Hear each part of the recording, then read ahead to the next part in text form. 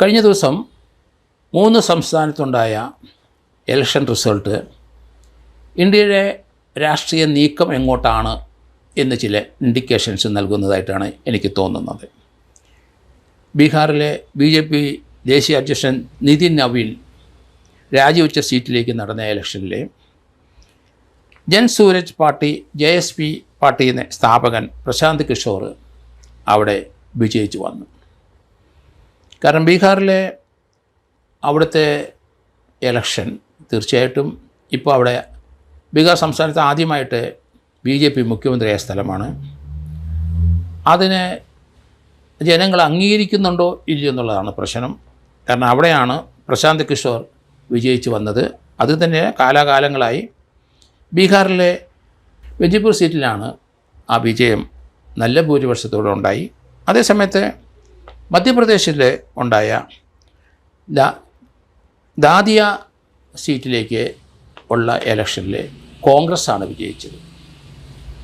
എന്നാൽ ഗുജറാത്തിലെ മഞ്ഞാൽപൂർ സീറ്റിൽ BJP അവർ ആ സീറ്റ് നിലനിർത്തുകയും ചെയ്തു. ഇതിൻ്റെ ഒരു ഇൻഡിക്കേഷൻ എനിക്ക് തോന്നുന്നത് തീർച്ചയായിട്ടും മധ്യപ്രദേശിൽ അധികാരത്തിൽ കോൺഗ്രസ് വരും. വളരെ നാരോ മാർജിനിലാണ് അവിടെ BJP വിജയിച്ചു വന്നത്. അതോടൊപ്പം തന്നെ അതിനകത്ത് പല കസർത്തുകളും വന്ന് BJP നടത്തിയതായിട്ടൊക്കെ വന്നു. അധികാരം പിടിച്ചെടുക്കുകയായിരുന്നു എന്നുള്ള വാർത്തയും വരുന്നുണ്ട്. ഏതായാലും മധ്യപ്രദേശത്തിലെ അടുത്ത ഇലക്ഷനിൽ തീർച്ചയായിട്ടും കോൺഗ്രസ് അധികാരത്തിൽ വരാനാണ് സാധ്യത. എന്നാൽ ബീഹാറിലെ സ്ഥിതി വളരെ വ്യത്യാസമാണ്. അത് ആദ്യമായിട്ടാണ് ബീഹാറിലെ ഒരു BJP മുഖ്യമന്ത്രി വരുന്നത്. പക്ഷേ അതുകൊണ്ട് അവിടെ വലിയ പ്രയോജനമൊന്നും ഉണ്ടായില്ല. കാരണം ഇലക്ഷനിൽ പ്രശാന്ത് കിഷോർ ജയിച്ചു വരികയും ചെയ്തു. എന്നാൽ അടുത്ത നവംബറിൽ UPയിലെ ഇലക്ഷനാണ്. UPയിലെ ഇലക്ഷനിൽ മിക്കവാറും കോൺഗ്രസ് അധികാരത്തിൽ വരാനുള്ള സാധ്യത വളരെ കൂടുതലാണ്. കാരണം ജൻസി പാർട്ടികൾ, പാറ്റ പാർട്ടികൾ ഇന്ത്യയിൽ എല്ലായിടത്തും പതുക്കെ സജീവമാകുന്ന ലക്ഷണങ്ങളാണ്.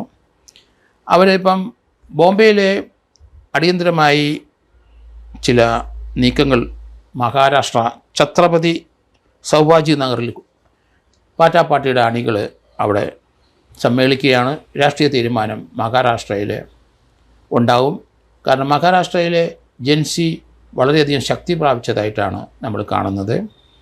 ജന്തർ മന്ദിറിലെ സമരത്തോടൊപ്പം മഹാരാഷ്ട്രയിലെയും സമരം നമ്മൾ കണ്ടു. ഒരു വാഹനത്തിന് മുമ്പിൽ ഒരു ജൻസിയിലെ ഒരു പെൺകുട്ടി ഒറ്റയ്ക്ക് നിന്ന് ആ വാഹനം തടഞ്ഞു. അവിടെ ആൾക്കാർ ജൻസിയിലുള്ളവർ പിന്നെ പതുക്കെ കൂടി ആ വാഹനങ്ങളെല്ലാം തടയുന്ന കാഴ്ചയൊക്കെ നമ്മൾ കണ്ടു.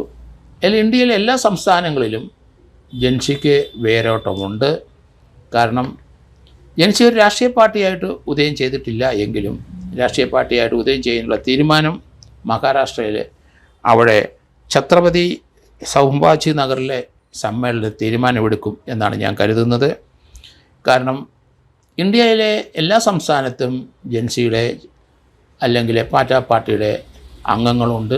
ഇപ്പോഴത്തെ തലമുറകൾ മുഴുവൻ നമുക്കറിയാം, 30 വയസ്സിനകത്തുള്ള ചെറുപ്പക്കാർ മുഴുവൻ ഇന്നത്തെ ഭരണകക്ഷിക്ക് എതിരായി നീങ്ങിക്കൊണ്ടിരിക്കുകയാണ്. അവർ വ്യത്യസ്തമായി ചിന്തിക്കുകയും ഒക്കെ ചെയ്തുകൊണ്ടിരിക്കുന്നു. RSS മേധാവി കഴിഞ്ഞ ദിവസം ഒരു പ്രസ്താവന നടത്തി.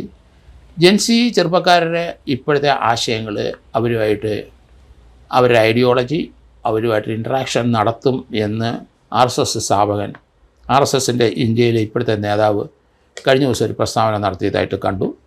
അത് നല്ല കാര്യം തന്നെയാണ്. കുട്ടികളുടെ ഇപ്പോഴത്തെ ചിന്ത എങ്ങനെയാണ്, ഇന്ത്യയിലെ വർഷങ്ങളായിട്ട് കാലാകാലങ്ങളായിട്ടുള്ള രാഷ്ട്രീയ പാർട്ടികളെ അവരിലൊന്നും ഇപ്പോഴത്തെ യുവതലമുറയ്ക്ക് വിശ്വാസമില്ല. അവരുടെ പ്രവർത്തന മേഖലയെ അല്ലെങ്കിൽ പ്രവർത്തന രീതിയോടും ഇവർ എതിർപ്പിലാണ്. ഇപ്പം പാറ്റ പാർട്ടികളിലെ നേതാക്കന്മാർ പലരും എല്ലാവരും ചെറുപ്പക്കാരാണ്. 32-33 വയസ്സുള്ള ആളാണ് ദീപക് ഉൾപ്പെടെയുള്ളവർ. അതുകൊണ്ട് ആ പാർട്ടിയിലെ പുതിയ തലമുറ ഇന്ത്യയിലെ ഏകദേശം 30, 35, 40% ഉള്ള ജനങ്ങളിലെ ചെറുപ്പക്കാരായ ആളുകളാണ് കൂടുതലുള്ളത്. പ്രായമായ ആൾക്കാരുടെ ആ രാഷ്ട്രീയ നീക്കങ്ങൾ, രാഷ്ട്രീയ ചിന്തകൾ ഒന്നും ഇപ്പോഴത്തെ ചെറുപ്പക്കാരെ അംഗീകരിക്കുന്നില്ല. അതൊരു ഔട്ട്ഡേറ്റഡ് ആയിട്ട് രാഷ്ട്രീയ തന്ത്രങ്ങളാണ്. അതിലൊന്നും ആരും വിശ്വസിക്കുന്നില്ല. ആ പ്രചരണ രീതികളോടും വിശ്വസിക്കുന്നില്ല. ഇവിടെ രാജ്യത്തിന് ആവശ്യമായ കാര്യങ്ങൾ അപ്പോഴപ്പോൾ ചെയ്യുക എന്നുള്ളതാണ്. അതിനകത്ത് ഈ രീതിയിലുള്ള പ്രചരണ തന്ത്രങ്ങളൊന്നും ഇപ്പോഴത്തെ ജൻസി അല്ലെങ്കിൽ ചെറുപ്പക്കാരുടെ മനസ്സിലേക്ക് കയറില്ല. അപ്പോഴുള്ള ആവശ്യത്തിന് അപ്പോൾ എന്താണ് രാജ്യത്ത് ആവശ്യമെന്ന് അത് നടപ്പാക്കുന്ന ഒരു രാഷ്ട്രീയ തന്ത്രം ആണ് അവരെല്ലാവരും കൂടെ തീരുമാനിക്കുന്നത് എന്നാണ് ഞാൻ കരുതുന്നത്.